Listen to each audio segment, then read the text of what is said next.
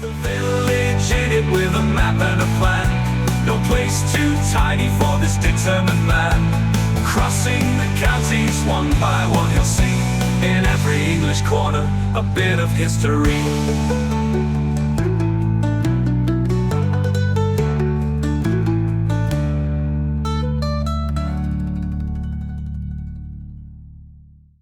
The High Peak series is sponsored by Gainsborough Cycles, 01427 617 752. For all your cycling needs, this is your one-stop shop located at 20 Ropery Road, Gainsborough, or online at gainsboroughcycles.com. There's a link in the description. Gainsborough Cycles, ask for Trevor Halstead. Welcome back to High Peak again, everybody. Now, in this episode, we're beginning at a railway station and there's a train along in a minute. I've just had to move out of the way of a couple who are desperately trying to get to the train because it's literally about to show up, and otherwise they will be late. They're just crossing the footbridge, which is behind the camera.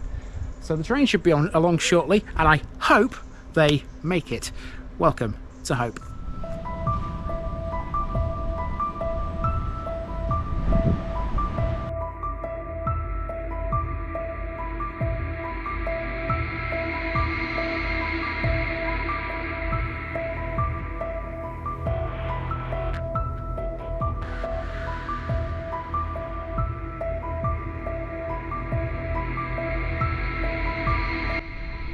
Hope Valley. So here's a fun fact for you. If you live in today's village, your postal address will use the same term 3 times. If you live in Hope, you are literally in Valley, Valley, Valley. Hope originates from the Anglo-Saxon word hop, which literally meant valley. I find that a quirky little bit of linguistics. This is Hope, which is in a literal valley, located at the point where Peak's Hole water flows into the River Noe. This is easily one of the best known villages in the Peak District, a magnetic beacon in the summertime for thousands of tourists looking to explore the northern Derbyshire countryside. There's been human occupation in and around this village for centuries. It lies close to the Mam Tor Hill Fort in the adjacent parish of Castleton, where human remains and Bronze Age urns have been found in the past. There was definitely some activity here in Anglo-Saxon times too, because there was a battle between Northumbria and Mercia. If you know where to go, you can find some evidence of that. Hope is well known for a number of reasons though. First of all, the massive Hope Cement Works is virtually unmissable. It's the largest cement works in the UK and produces around 1.5 million tonnes every year. It's partly responsible for the village's secondary school too. We'll learn how as we walk around. We've got a station to see, as well as a historic church, a primary school, a pair of pubs, and a former pub where you can still get a drink if you know how. Hopefully, this is a good one. Let's see. We start to the south of the village at Hope Railway Station, which serves both this and the neighbouring village of Bruff. Sheffield is 14 3/4 miles away down this line to the east. Just west of Hope, the line passes between Win Hill and Losehill. Also a short distance to the west is Earl's Sidings. That's the exchange yard for the privately owned and operated 2-mile-long branch line that leads to the Hope Cement Works. More on that later. Hope Station opened in 1894 on the Midland Railway's Dore and Chinley line. It was reduced to an unstaffed halt in 1969 and has since lost its station buildings. Its original name was Hope Village, but a timetable from 1961 shows it as Hope for Castleton and Bradwell. At that time, North Western and Pashley provided connecting buses to those villages to meet most trains. Hope Station is infamous for a fatal collision which occurred on the 3rd of September 1925. The incident saw a Manchester to Sheffield express service collide with a stationary ballast train. The driver and fireman of the passenger train, George Wolfe and Joseph Richard Henderson, were killed, along with a plate layer, James Herbert Chapman.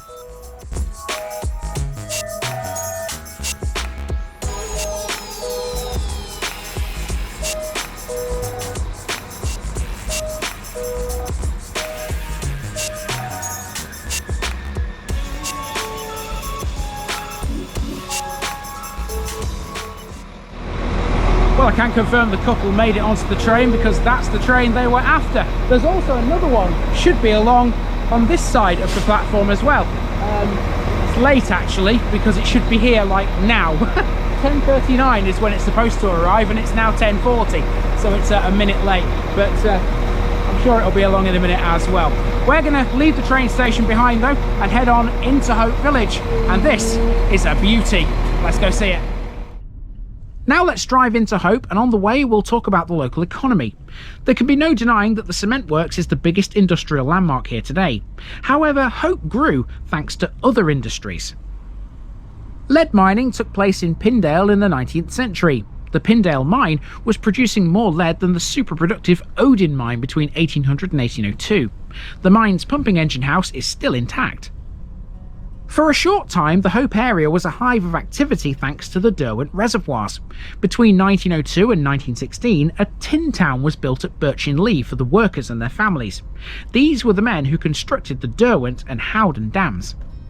In 2014, one of the tin town buildings was salvaged and was relocated to Hope, where it now houses a beauty parlour.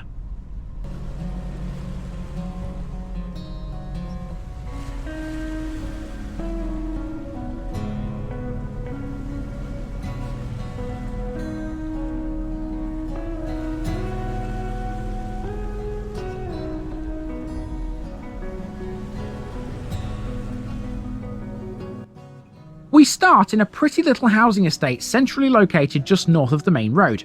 Our first landmark is a health centre, Hope Clinic, on Eccles Close. There's not much to say about this, but there's lots to say about the school over the road.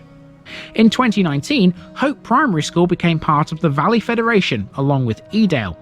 The two schools share a governing body and work with each other and the local community to provide a good education for their children. Hope Primary School was built in 1912 by George H. Widows. No surprise that yet again we're seeing the man's work. He was, after all, the architect to Derbyshire's Education Committee. The building is recommended for a Grade 2 listing, but at present it doesn't have one. Of all the counties in the country, Derbyshire had the greatest percentage population increase in the 1890s due to the growth of the coal mining and textile manufacturing communities. That required more and more schools, and so Widows was a busy man.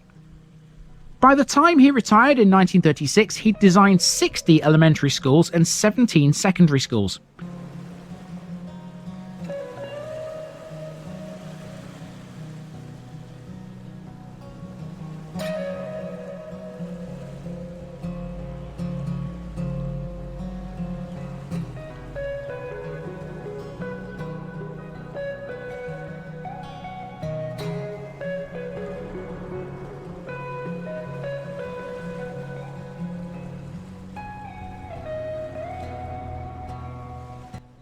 Next, we're on Edale Road, which used to be called Back Street.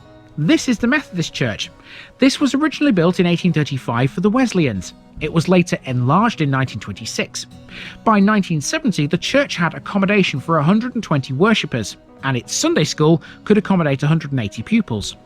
The church is part of the Hope Pilgrimage, a spiritual journey for walkers through the Peak District. And right next to Chapel Walk, where that chapel is located, is the hut that came from Birchin-Lee, that's now the beauty salon. There it is, Layla Alexandra Beauty. Let's move on to the Old Hall Hotel.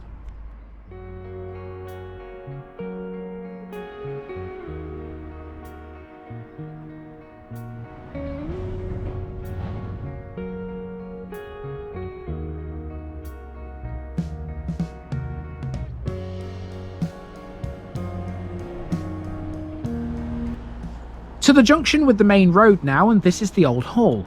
Despite what the name might suggest, it's a pub and a hotel. Built in 1508, the Old Hall was once a manor house and later became a coaching inn, receiving its licence in 1729. Legend has it that Mary, Queen of Scots, once stayed at the Old Hall. As a manor house, it was the former home of the Borghi family, who we briefly mentioned in Aston yesterday. Today, the Old Hall Hotel is part of a company that specialises in restoring and preserving heritage pubs. It's family-friendly, dog-friendly and group-friendly, and it's a great place for walkers and cyclists. It has a restaurant that's open to non-residents too. The pub's website implores you to try their famous Old Hall Hotel breakfast. I can't say I had the pleasure on this visit, but if you're ever around yourself, why not have a go?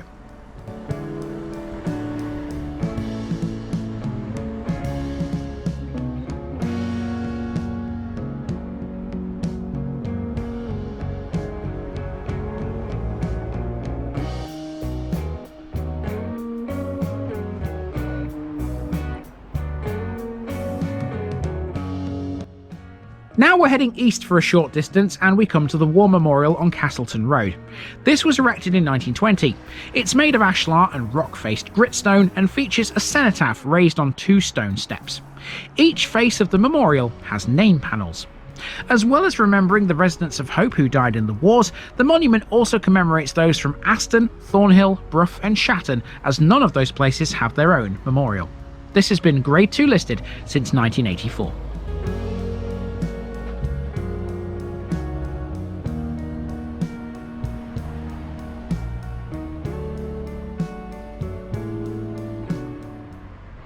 Now if you go any further eastwards, you're heading for Hope Station, which we've already covered of course, so we're going to turn around at this point and head back towards the church, which you can see right there. Now just before we get to the church, we need to talk a little bit about this whole area here, because this is rather important.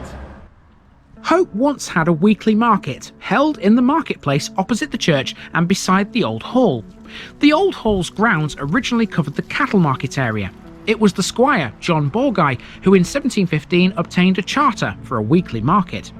Although a little less frequent, markets are still held in Hope today, usually on alternate Fridays between January and July, and on Wednesdays and Fridays from July to Christmas. School Lane now, and this is Loxley Hall. Funded by a bequest from the Firths of Tapton Edge, Sheffield and Birchfield Lodge, this was named after John Loxley Firth, who died in 1897. The hall was built 3 years later, in 1900. The bequest left instructions that said a reading room should be provided with copies of current papers and periodicals, and a fire lit as required for the benefit of the villagers. This is what they came up with. St Peter's Church is a few steps away. The present parish church is a Grade 1 listed building that dates from the 14th and 15th centuries. The church features early stained glass in its Lady Chapel, a marble plaque and oak panelling. In the 1400s, the altar of St Peter's Church was defiled by bloodshed, which led to the building being closed for reconsecration. There were restorations between 1728 and 1730, which included the rebuilding of the tower.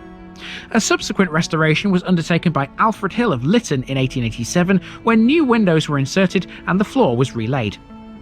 A further restoration was carried out on the chancel in 1908 by Charles Hadfield of Sheffield, when 5 stained glass windows were added.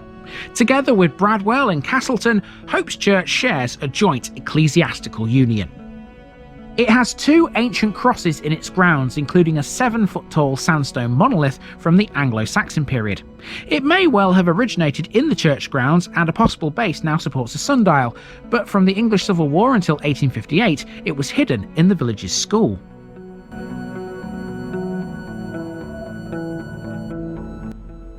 The other is the stump of the Eccles Cross, which was originally located near Eccles House, south of Hope Village.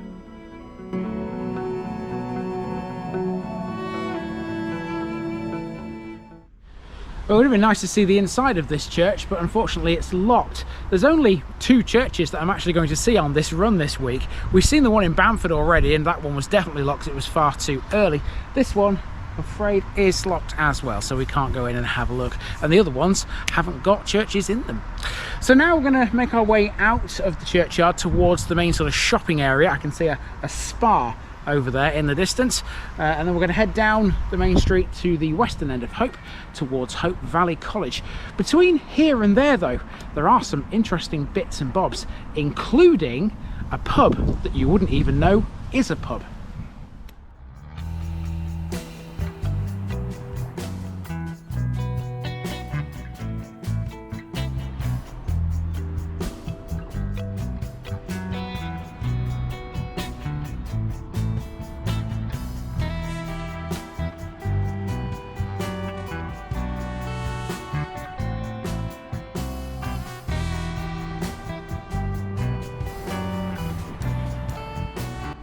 Up the street next, we come to the second pub, the Woodruff Arms, which stands as something of a beacon of traditional British hospitality. This iconic establishment has often been the talk of the town, consistently praised for its genuine, down-to-earth service, complemented by a vast selection of fine ales and beers. The pub has a link to Nottinghamshire, and yes, I know, that's a banned word in Derbyshire, but hear me out. The Woodruff name can be traced back to Rempston in Rushcliffe and to a man called Thomas. The parish register records the baptism of his eldest child, William, in 1589, and this is the earliest authenticated record of the family. Earlier history is speculation. His family would go on to have several branches all over the country. We'll meet them again in places like Devon, for example. The legal firm, Woodruff Solicitors, are run by a distant relative of the original Nottinghamshire family. A branch existed in Hope but became extinct in the 17th century. Some information about this branch can be found in the publication Notes from a Peakland Parish by William Smith Porter, published in 1923. Not much is known about them here, but it is interesting to note there is still a public house in Hope all these years later, called the Woodruff Arms.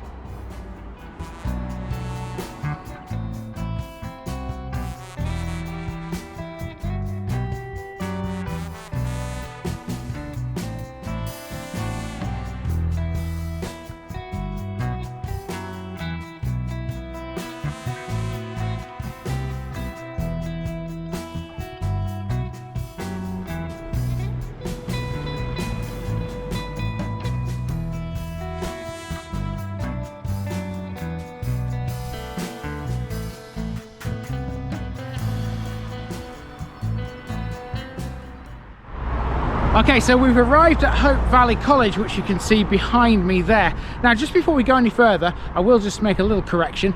I mentioned a pub, didn't I? That I said you wouldn't even think is a pub. It's actually the other side of Hope Valley College. I thought it was in between the church and here. It's not, it's the other side. We'll see that in a moment. So let's get to the college then. This is a secondary school, which is an unusual thing in a village this small out here in Derbyshire, isn't it?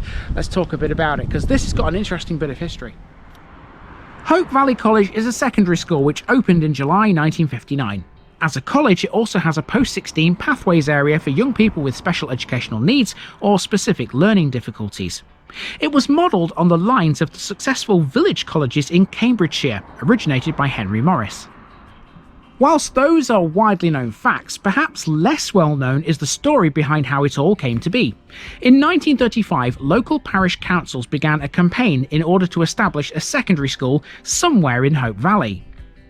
The 1944 Education Act created the opportunity for a college to be built, catering for both school students, youth work and services for the wider community. It was Jack Longland, then Director of Education in Derbyshire, who saw the value and relevance of the Cambridge Village College idea for the Hope Valley.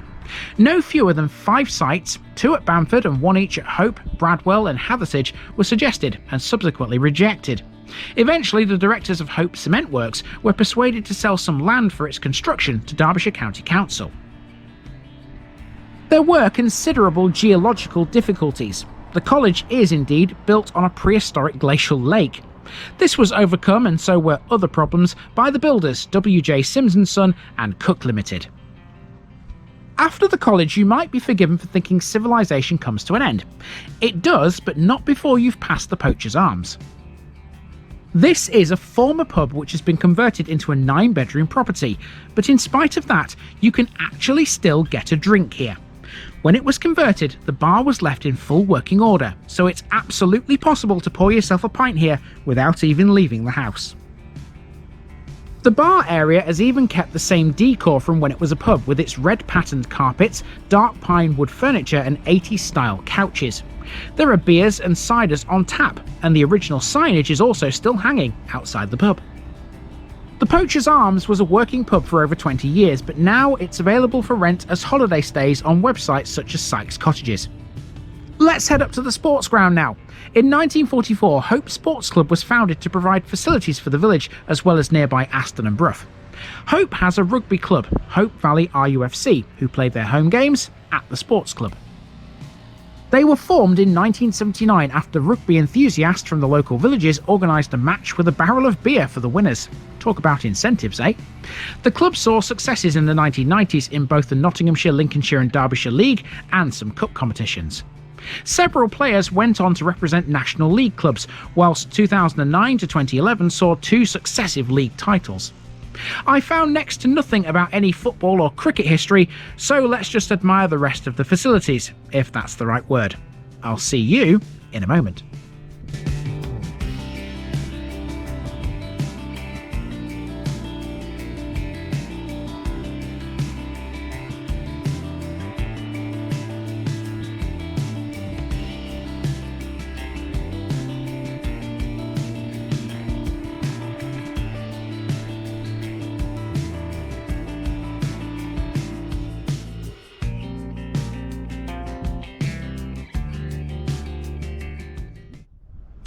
Okay, we're almost back to the car, and now that we've almost completed this main walk, we've just got a couple of things left to see here in the Parish of Hope, and they're all sort of around the village, around the main village. One of them, of course, is Hope Cement Works, which I'm going to leave right until the end.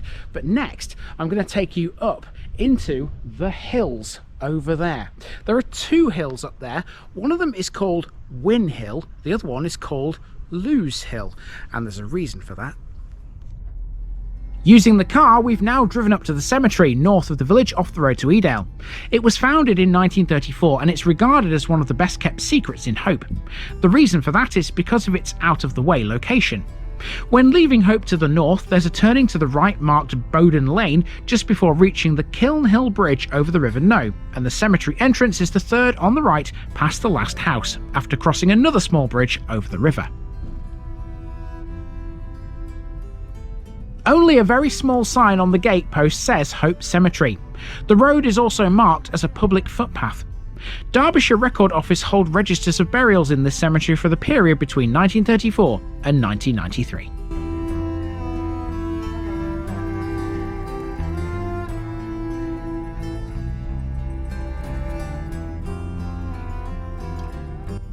If you continue north up the Edale Road, you'll pass another pub called the Cheshire Cheese. Blink and you'll miss it, it's on the left-hand side, folks.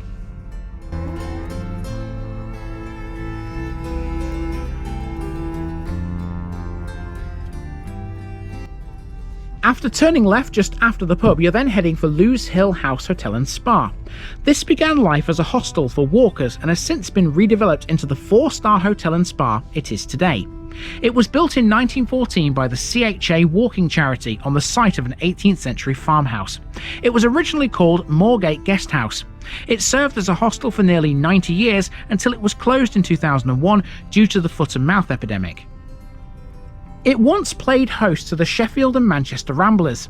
It was here where they planned the famous mass trespass of Kinder Scout in 1930. That dramatically laid the foundations of the creation of the national right to roam and ultimately Britain's first national park.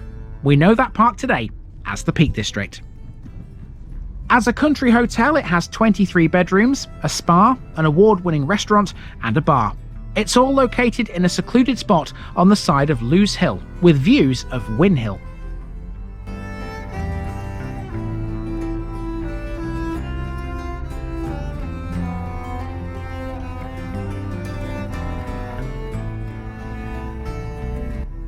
And speaking of the hills, they deserve their own bit of history here. Losehill and Win Hill together form the valley in which Hope lies. To uncover the reason for their names, you have to go back to the Saxon period, around 650 AD in fact. During that time, the Kingdom of Northumbria was at war with the kingdoms of Mercia and Wessex. It was here in the Hope Valley where they fought a titanic battle. The two sides each occupied the hills. One was based on Losehill, the other on Win Hill. The names are literally the result of the battle. Northumbria, who occupied Win Hill, were victorious. As for Losehill, well, you can fill in the rest at this point.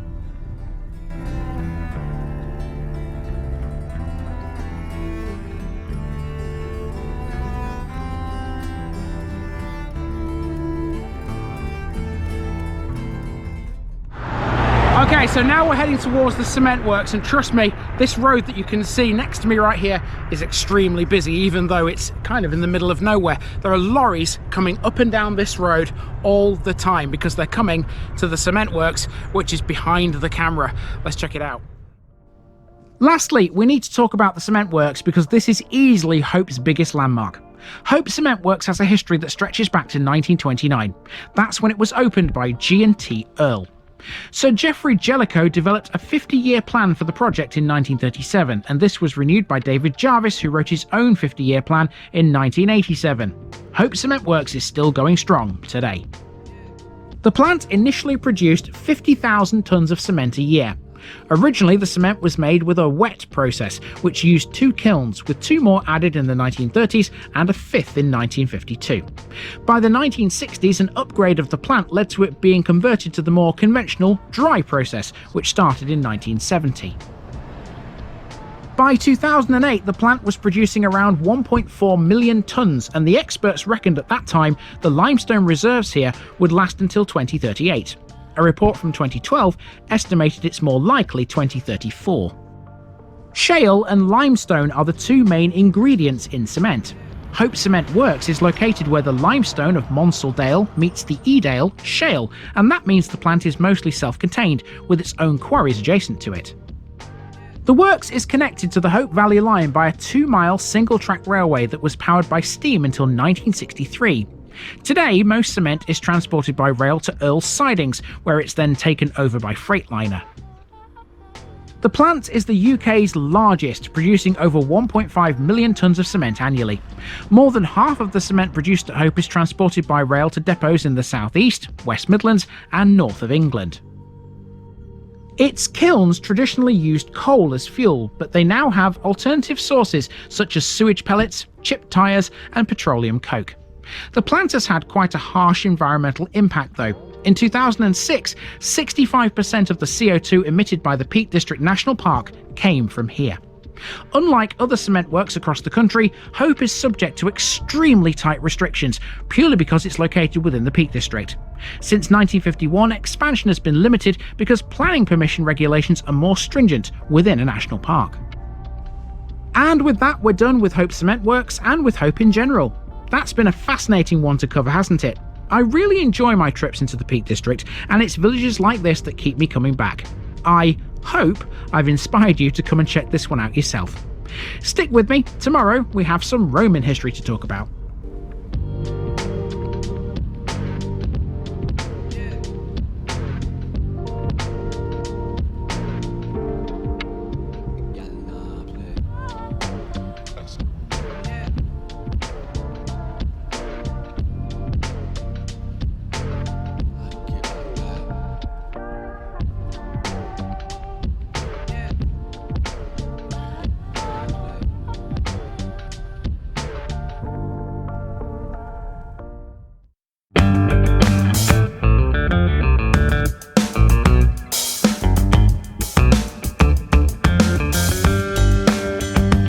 Now, just before I go, remember, this video is part of a huge project to visit every civil parish in England. That's more than 10,000. These routes are pre-planned, and due to time constraints, I can't cover every detail or walk down every street. Please don't complain if this video missed something out. I pronounce names how I choose to. I am very aware that local dialect may vary, and I don't take kindly to criticism about this. You've been warned. It's impossible to know everything too. If this video was terrible, make your own. If you're a regular watcher of The Village Idiot, you're not the only one. If you've got a small business, why not use my videos to advertise it? Leave a comment below if you're interested. And finally, thanks for watching this episode, everybody. Give us a like and a subscribe if you've enjoyed this episode, and share it with your friends and relatives. It all helps to keep this mission going. Until next time, I've been Andy, also known as The Village Idiot, and I'm out.